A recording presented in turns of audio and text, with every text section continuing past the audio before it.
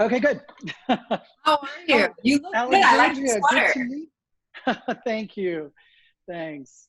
So it's a beautiful day today. How has it been going for you? How has it been going like during this pandemic that has so many of us on lockdown? I have to say, I'm so blessed to say I've been very, very busy because, my book was always meant to announce in May and launch in August. Mhm. And there's a lot that happens around, as I'm learning because I'm new to this whole world, there's a lot that happens around kind of like book promotion, marketing, et cetera. And then when you put the pandemic on top of it, it completely changes the entire game. There's every week, it's like a pivot and something new.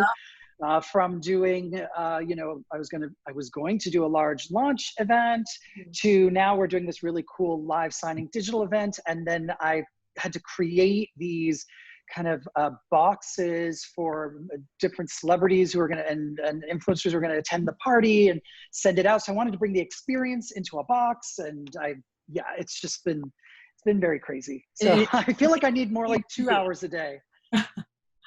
well, the first thing I want to start with is actually the illustrator of the book. I mean, Yes. that was the first thing that captivated me that you sent me the advanced copy, even with the bookmark. I mean, everything included. Talk to me about the illustrator. Who was the illustrator? So Aaron he's very, very well known. It's Aaron Favaloro. He lives in Sydney, Australia, but he is known for illustrating celebrities, fashion models. He draws Anna Wintour all the time, and I believe she has one of his illustrations, if I'm not mistaken. And he just has such a distinctive style. And what I love about his illustrations, he's actually drawn me in one of his group fashion front row shots before with all the famous kind of fashion icons and dignitaries. He has this way of capturing the essence of someone but at the same time, he never draws noses or eyes. And I wanted him, I'd spoken to him before. And so when I reached out to him about doing the cover, I said, these are characters. So they're, this is Keisha Cash and Pablo Michaels. It's not me. And so I wanted him, he got to read how the characters were drawn. And I asked him just to kind of do his thing. And he totally brought those characters to life. And it was such a fun collaborative process working with him via FaceTime with 15 hours time difference. Oh my God. Well, that's dedication, I have to say, because he really did an awesome job. I love it. I mean, Thank even you. though it's not you, but it does look like you in a sense. Kinda. Yeah, kinda. Here, the look, I mean, I really liked it. I was like, who is this illustrator? If I ever write a Yes. book, I'm gonna have to like reach out to him. Oh, he's so talented. So talented. Now, I also read that you also took some writing classes at NYU. You even Mhm. worked with some writing mentors to guide you Yes. through this process. Now, that Mhm. is like some dedication to write this novel. Why was it so important for you to even write this novel from the beginning? Great question, actually. So yes, I did do, when I was at NYU, I didn't have a creative writing degree, but I did a lot of writing classes. I did expository writing, but the world knows me in the lifestyle box, like, oh, he's the fashion beauty guy, blah, blah, blah. And I've had a whole career before I was on TV. And for those people who are on the younger side, they don't even know about that. So for me, though, in telling this story and really hitting some important core themes, I knew I wanted to tell a story with satire, and it was inspired by my life. But it was important to hit themes like, from what is the cost of fame to why is there this abuse of power within the entertainment industry, and to expand that further to everyone's life. How do we deal with power struggles in the workplace? Two, also looking at how the entertainment industry specifically deals with intersectionality and Mhm. Black women's identity. And really, my whole book is an identity piece. So it's, my hope is that everyone can identify, and also the characters, because it becomes such an ensemble piece of, group of characters, once you get into the main story. I wanted people to try and find those characters within their lives, and also kind of look at it from a psychological standpoint around why people do certain things the way they do. And I actually sat down with two different psychologists, Really? and before I even started writing the book, and really was helping kind of carve out these kind of character profiles and do a full character study on everyone. And it was really fascinating, that process for me. Mhm. And then in terms of the writing, the whole first draft I wrote myself. I read a lot. And I knew I was going to break literary convention for sure, by kind of blurring the lines and really breaking the fourth wall with this kind of metafictional moment in the last third of the book, which is very kind of a la Black Mirror, but in the literary world is something you don't do. But I wanted the reader to be thrust out of the world of the book, to look at themselves.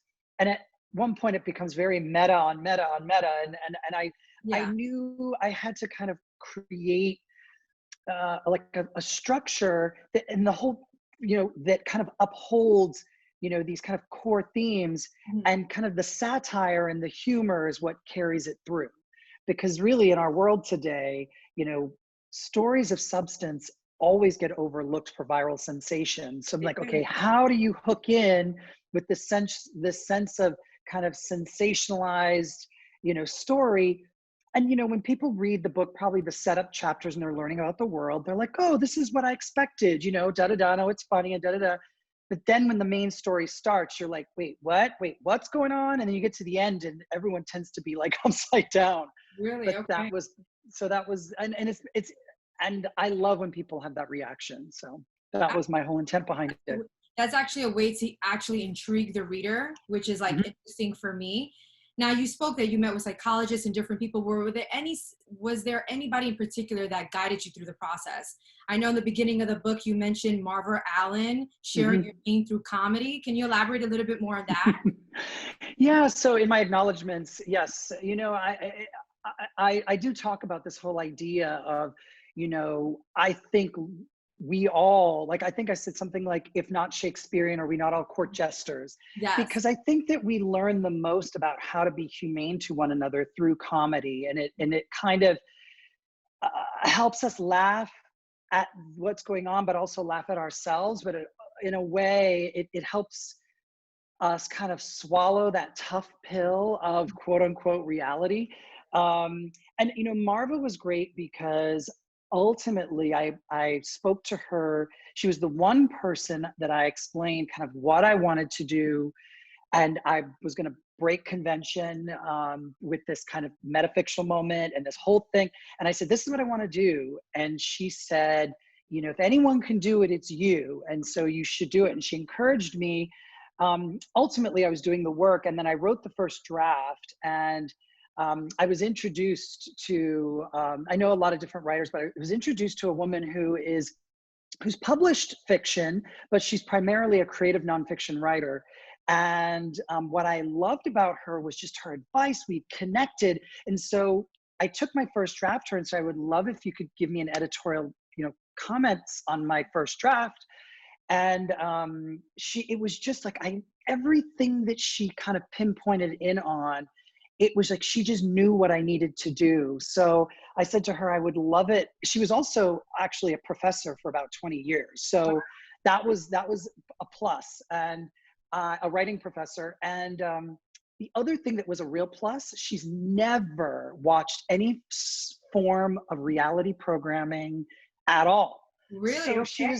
she was the perfect litmus test for how I was telling my story, because she was completely, like, had no clue. Yeah. Like, it was just perfect. So, and I wanted to write a book where people, if they're either familiar with Top Model or not, they can still enjoy the story. Mhm. So basically, I would always do a draft, and then I would send it off to my mentor, and then we would have this great FaceTime discussion.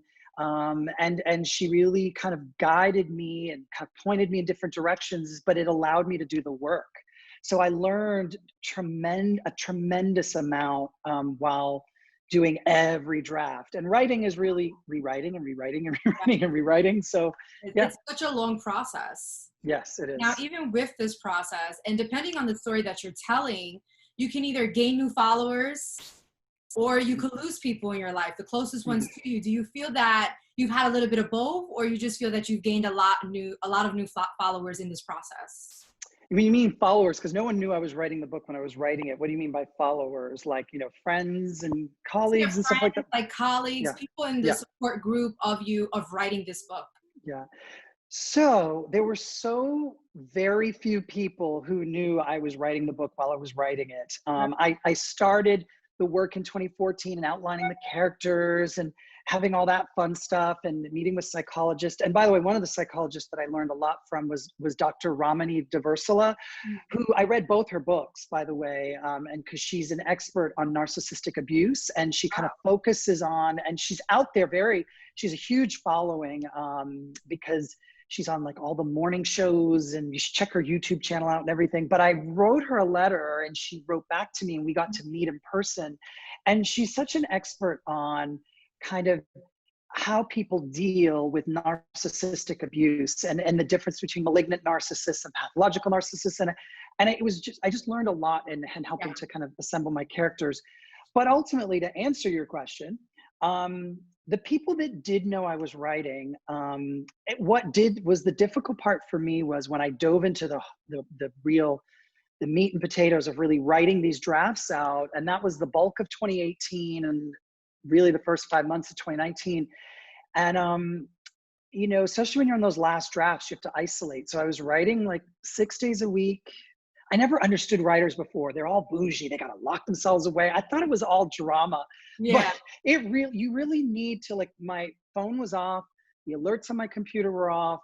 And I would get up early in the morning and I was so living in the world. You live in that world. And I felt like my friends were my characters, really. And I absolutely, you know, lived in that world. And it was difficult for my family I'm very close with, and even all my close friends. I'm so involved in their lives. So I kind of disconnected from a lot of people, and it was not easy because I would only check my phone once a day and stuff. It wasn't easy. Was there a reason for you not telling anyone that you were writing this book? Did you wanted to keep it on the down low? Well, I think it was I didn't know how long it was going to take me to write. You know, my writing process, I think going into the next project, I already know my process will be completely different.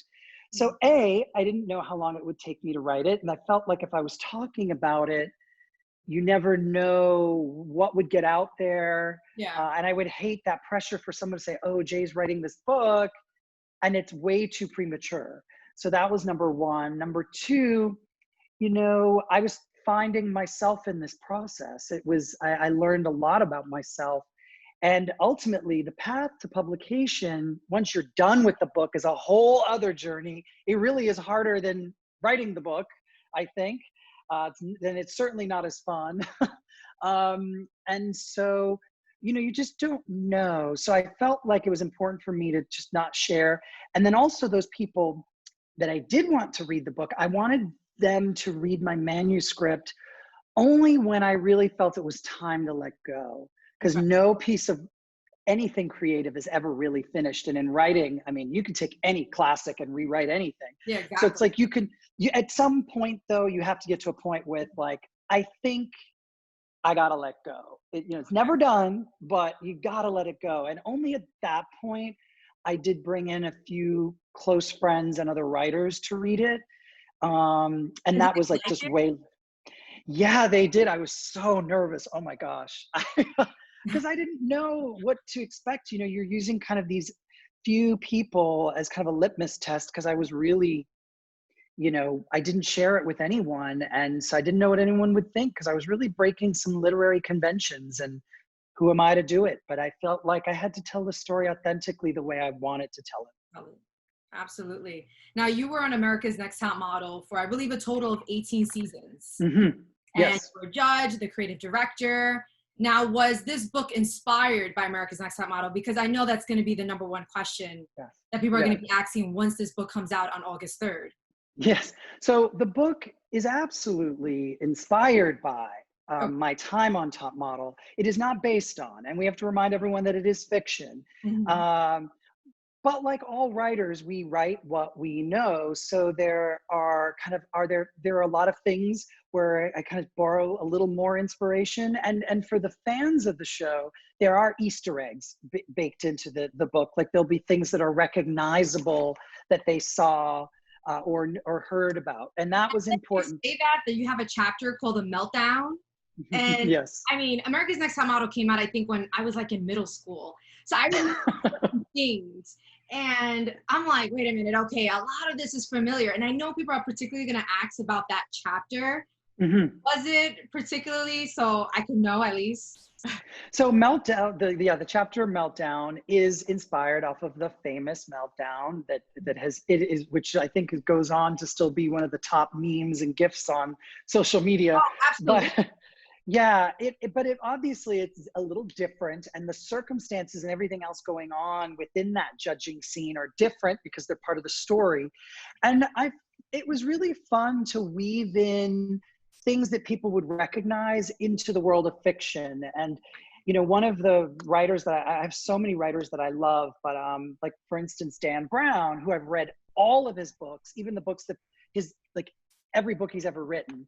And what I've loved about his writing style, and he's so genius at it, is that he weaves real institutions, real facts, real organizations into his stories of fiction. And not that I'm all comparing myself to Dan Brown, but I did love kind of following a little bit of that by using elements that people will recognize throughout the book. And there'll be some things that uber fans will recognize all of them, but then for people who are not as familiar with the show, you don't have to recognize them. It's fine. You know what I mean? Yeah. Like brand new to them. Yes. Mm-hmm.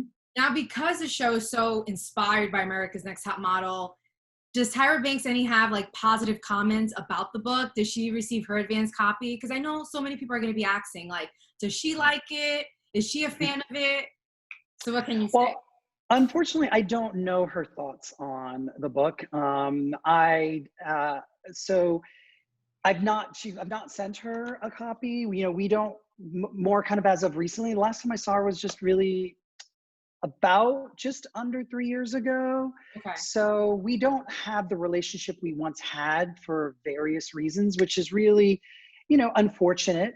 I mean, we certainly had kept in touch with email, et cetera. And the last time I saw her, I was so excited, for her son. And we talked all about that. And we had a great conversation there. And, really to this day, the truth is I really respect and admire every door that she kicked down and what she represents to all the little brown and black girls and boys out there as the first black woman to be on the cover of Sports Illustrated to, on down. We can just name them all. And, I will forever respect her and what she represents. Even the way I wrote the book, the book, again, it's inspired by my time. Keisha Cash is not her. I respect everything she's done in her career, and my book is not written from a negative space or anything like that. Yeah. Be positive, which is great. It's a breath of fresh air. And it's important too to understand, there's a lot of criticism around, anyone who's on television really and out there in the press, and you kind of have to tune it out. But I think one of the things I wanted to focus on in the book is I don't like textbook villains. And there are a few characters in the book you might go, oh, well, that's questionable. But I felt like it was important to also look at the reasons why people may act out the way they do. And looking at that 360 character really helps the reader even build compassion for an understanding to see the vulnerabilities, to see the insecurities, to see the fears, as well as the actions. And I think that tells a 360 story. Okay. Now, I know since you were on the show for 18 seasons, you left to pursue other career goals. Mm-hmm. Now, was writing this novel one of the career goals? What else would you like to do? I'm interested. I've been really so fortunate to do a lot of different things, and writing is absolutely something, and storytelling in general is something that I've always wanted to do. As I said, I was doing that even while I was at NYU, many years ago. For me, it was a little, coming back to one of my passions that I didn't have time to do. But in a way, I felt like I've had the ability to storytell throughout my career, but through images and through film. And what I realized is I developed such a love of, like I said, I'm a reader. So once I realized this was something I was going to do myself, I realized how much I love this idea of using, I just fell in love with words in that story. So I know the way it ends, people are asking if there is a sequel, and I have started outlining what that is. I know exactly where it goes. I know what that story is, and I have done a fair bit of writing in kind of setting up how I'm going to map that out. Okay. However, there's also another story that has just been forever marinating in the back of my mind. It's somewhat in a near future. It's this kind of a little bit of a dystopian world, but I have this really creative story that I've always wanted to tell. And so I'm trying to decide, which one I do next. But really, I think a lot of it's going to be the fans will dictate it. They might not want to wait for the sequel of this book. So I might have to dive into the sequel of this book and maybe tell the other story, but I really want to do a lot more storytelling. Yeah, that was like my next question. I'm like, you're so good at this. Would you do more books? Like, and even so, if you would you only focus on nonfiction, fiction? Would you want to try other genres? Yeah, well, I mean, this novel was a work of fiction. I definitely love the idea. I love, writing novels because you get to be more creative. I do think, and I was actually offered by a major publisher about 5 years ago an opportunity to do like a lifestyle book, but I just felt like the way that social media was taking over, those books are not as popular and people get all of that content through social. But I do think there's a very kind of empowering type of nonfiction book that I would write. I know people have asked would I write a memoir. I don't know if it would be maybe That's what I was thinking of. I'd partially write something that's maybe memoir, has like a memoir thread through it, but I'd want to bring kind of words and wisdoms. Okay. So it's kind of like almost like a self-help / memoir book maybe. But right now I'm loving this whole world of fiction. So I think the next book that's going to come out will probably be fiction. Okay, that's something to look forward to. Yeah. Now, you've also been in the fashion industry, I would say, 20 years and counting. And Yes. so now we're in the year 2020. Things are changing. People want to see more diversity, more inclusivity on the runway, on the fashion covers, and so on and so forth. Do you feel that the fashion industry is changing? Well, I think right now, in 2020, with this much needed global civil rights movement, the largest we've ever seen, I think this is what's going to actually kickstart change. I think throughout the last even 10 years, people would say, oh, well, we've seen this, we've seen that. I mean, there are so many really, amazing people I admire, from Elaine Welteroth to, oh my God, you can just go on down, that have talked, and spoken about this at length. But, our industry has not really been inclusive in the way we would like to think it is. And sure, we can say, well, we see, these ads and this and, and that, but a lot of it is really, it's very carefully crafted, racialized commercialism, which gives the illusion of inclusivity, but there is no inclusivity there. And when you look at these companies behind the doors and who's there working and representing their work, you're not finding people of color. And I'm talking about, and I'm saying everyone from all the different minorities, whether they're Spanish, Black, biracial like myself, or, Asian, you're not finding them there working and contributing and helping tell these stories. And that's where we need to kind of get to. We need to get to that place. And even with my book, I'll be really honest with you, early on, someone I really respect, who is on my team early on, said, I think maybe you should consider, telling the story with, instead of Keisha, what if her name is Kirsten and she's white? And I said, what? And I said, then their answer was, well, we don't want anyone to think you're talking about Tyra. And I said, well, first of all, it's Keisha. It's not about Tyra, number one. Number two, your statement, you have no idea how racist that statement is. And this was someone who said, oh, but I'm not racist, and that's not what I'm saying. I said, but would you have ever gone to Lauren Weissenberger, who's the author of The Devil Wears Prada, and say, you know what? Anna Wintour was white, and I think you might want to make her Chinese or black, so no one thinks you're talking about Anna Wintour. I mean, it's They like, wouldn't it's even think of that. ridiculous. They wouldn't You even wouldn't even think of that because you would never go to a white person and say that, oh, never. change your white character because they're going to think you're talking about so and so. And first of all, I mean, that's ridiculous. So with my book, I wanted to tell it authentically. Yeah. Again, I've said this is not Tyra, it's a work of fiction, but why can't I have, a black supermodel, as one of the lead characters, and tell a mainstream story? Because my book is not, yes, it does touch on race because that's part of her story in the world my character had to live in, that's run by predominantly white men.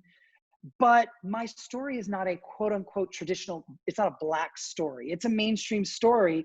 And kind of the literary world loves to look at, oh, we'll get these black authors to tell black stories.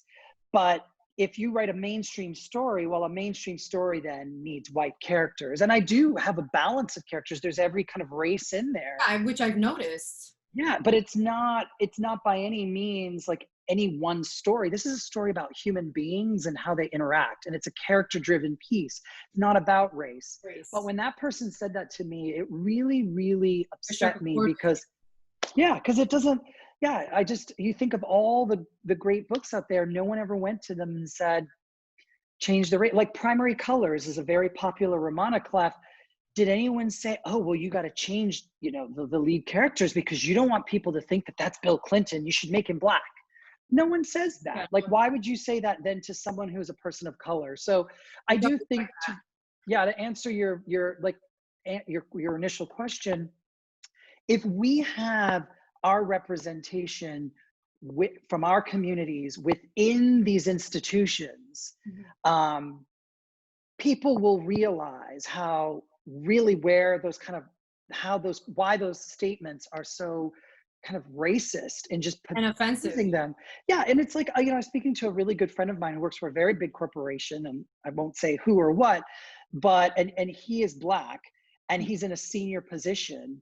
And one of the things they're talking about right now is, the other kind of, other kind of senior leaders in the positions kind of on par with him that are white, they can all hire all white direct reports to them. But, my friend, he said to me, he's like, if I had to hire 5 people and I hired 5 black people, they would call me out for that because it's ridiculous. So he has to be very careful. Like, yes, he'll hire someone who's black, but he has to also hire white people. But when you go to someone who's white, they can hire all white and no one questions that. No problem. So that's where we need to get in the fashion industry. We need to move beyond this veneer that we show the world, which really helps those kind of minority groups, et cetera, say, oh, well, we're going to buy into that. So it is that racialized capitalism, but we're not employing them. Yeah. Yeah. Yeah, that was my worry, especially now, like you said, with everything with this whole civil rights movement. I see companies now on Instagram and magazines or, people hiring influencers of color, but I'm saying, is it really coming from a genuine place? Or are they just doing it just to go along with the trend? And this is just a trend right now. And that's what bothers me. I want to see more Latinas. I want to see more Black girls. And unfortunately, we don't have that. And so that was actually my next question for you. What would you like to see differently in the fashion industry? Like if you pick up a fashion cover, what would you like to see? Or the runway? Anything? Well, I would like to see a lot more of what Edward Enninful has done with British Vogue. I wouldn't even look, it's beyond the cover for me. It's the masthead. I want to look at the masthead and I want to see who's working on the magazine. And I've been fortunate to, in my career, before I was on television, work with Edward as a creative director for major campaigns from Tommy Hilfiger, et cetera. Edward is a forward-thinking visionary. And he is incredible. Yes, he's a very successful Black man within the industry. And when he became the editor-in-chief of British Vogue, he looked at the entire staff, which was 98% white. You didn't find, anyone who was Latin, Black, and he balanced that out so that when you look at that group, there's a powerful picture. I forget who posted it. They showed the staff at British Vogue before Edward, and they have a staff photo now under Edward. And if you look at the work in the magazine, it is really reflective of different cultures in a much more authentic way, which I think is brilliant. And that's really what I want to see when I open magazines. I want to see who's working for the magazine. Exactly. Because it Yeah. starts from behind the scenes. Yes, absolutely. Absolutely. Now, because there's a pandemic going on, I realized on your IG, you've been doing a show called Jay's Chat. Yeah. You've been like interviewing different people. And I find it so cute because everybody's doing that now. Everybody's like making their own shows, taking like television to social media. And Mhm. so what made you want to start that, or who's on your roster to interview next on your show? Well, and mine was really, I had no desire to do, like a lot of people are doing these kind of like talk show things, and Yeah. I was like, oh, I'm not going to do that.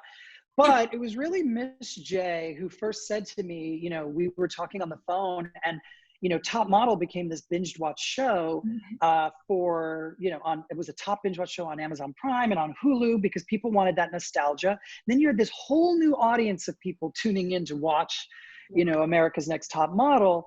And so, I mean, perfect timing. My book was always slated to come out during this time. I did not know this pandemic was coming. I did not know the show would gain this momentum again because it's been off the air for over almost 3 years now.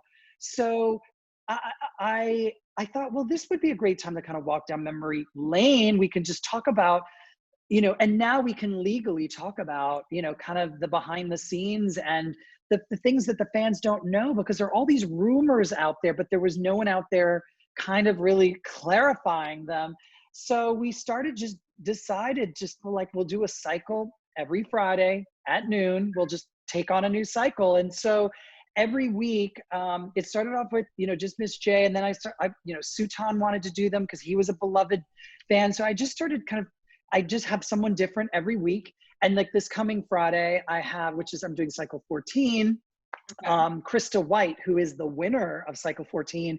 And that's a very controversial cycle because we had Angelique Preston on the show, who, you know, a lot of fans remember her and love her. And there was a lot of controversy around her. And Krista and Angelique are really close. And there's a lot to kind of tell there. So yeah, what I do is it's simple. I post a graphic. I ask the fans to put their questions down below. Yeah. We screen grab them and we just go question after question and we're answering the fans. And And that's it's all live, it really is. right? It's live. It is live. Yeah. And what's interesting is as the country started to open up in phases 2, 3, and 4, I was surprised because it's noon on a Friday, people are going back to work, but there are a lot of people who tune in live. But then I put it up in the IGTV, and then also I put it up on YouTube, and I'm getting like tens of thousands of full watches. And so people really want to watch this. So I'm going to continue through to cycle 18, and then I'm done. So I don't know what'll be next, but we'll see. I'm already so busy. So. Okay, so much fun. Well, maybe like if you continue it past cycle 18, maybe you could just interview like key people in the fashion industry. I know a lot of people would love to see that, and you could ask like some questions. Yeah, we'll see what I don't know. I don't know what's next. It's kind of, I'm taking it day by day right now. Well, literally the pandemic, that's all you have to do. Yes. But I have to say thank you so much for talking with me. I love your book. Congrats on everything. I feel like it's a breath of fresh air, someone from the fashion industry writing a book, you know, taking on a different path besides just the usual fashion and lifestyle, as you said before, and not leaving yourself in that box. And I really feel that you're stepping out of that comfort zone in that box. And so I'm really proud of you. Thank you for the interview. Oh, thank you. Yes, absolutely. I love the illustration. I mean, that's what caught me right away. So thank you so much. I'm so glad. Yeah. And I signed it to you. You got your bookmark. Yeah. I loved it. My mom loved it. And I have to say, my mom is like a huge fan of you ever since America's Next Top Model. Oh. And she said that one time she saw you in Midtown, I think by like 6th Avenue. Oh, really? Okay. And she was like, I saw him and he looked so good. You know, you had like your outfit, you had like a nice jacket. And my mom was like, he is so fit. And I was like, yeah, Ma. And she was like, oh my God, he's so good looking. I have to say that's like a big thing. Everybody loves Jay Manuel. Like even my fiance knew. He was like, oh, I know him. Oh, wow. From America's Next Top Model. And I was like, yes. You know, the good looking guy with like the platinum hair. And he goes, I was like, yeah. So everybody's like such a huge fan. Well, give your mom a hug for me and a kiss from me and tell her thank you so much. And yeah, it was such a pleasure chatting with you. I just love you. I could tell you got a lot going on behind those eyes. I'm Yes. sure we're gonna see a lot coming from you Well, in your I hope career. so. I hope so. Yeah. Hopefully, you know, one day soon, especially with this pandemic, that we could all go outside and gather. And I mean, Mhm. now we're in the start of phase 4, so that's like something positive. I mean, you live in the Mhm. city, right? I do. I'm at my home. I have my home actually outside of the city. I'm in Connecticut right now, and that's where I've been kind of quarantining, which is great because I can have a yard. I take my dogs out. So yeah, it was just, especially in the beginning, it was just easier. So I'm just here pretty much full time, and yeah, Well, right you're not now. the only one. Now there's a lot of New Yorkers that they say in the news that now everybody's leaving to go to the suburbs and they're getting homes, Hmm. and they're getting that breath of fresh air. So, I mean, good luck to you in absolutely everything. I'll Thank definitely be you. promoting it in the interview too when we send it out and everything. So thank you so much. Awesome. Good luck in everything throughout the pandemic. Thank you. Yes, yeah, and you too. Stay safe and healthy, and Yes. yeah, and we'll get through this. We'll all get through it. We'll get to the other side. Just wear a mask. I'm like telling Oh, everybody. I know. I'm like, yeah, that's what I tell everyone. Mask, mask, mask. I don't play around. I'm not trying to get sick. So, Yeah, exactly. Do you have like one of those fashionable masks? I know like fashion no. brands now, like Kim Kardashian, they're coming out with masks. I'm like, that's something that you could get at a 99-cent store. And I they're know. selling it for like 10, $15. I just have my like disposable medical masks. Yeah, me too. I only go to the grocery store and like do a few errands. I'm like doing everything from my office here at home on Zoom right Yeah. now, like this. All Yeah. right. Well, thank you so much. All And right. Thank I'll tag you. you once we post the interview and everything. We'll definitely send Excellent. you a tag on Instagram. Excellent. Thank you. And we'll love to reshare it. All right. Thanks. Take Bye. care. Bye bye.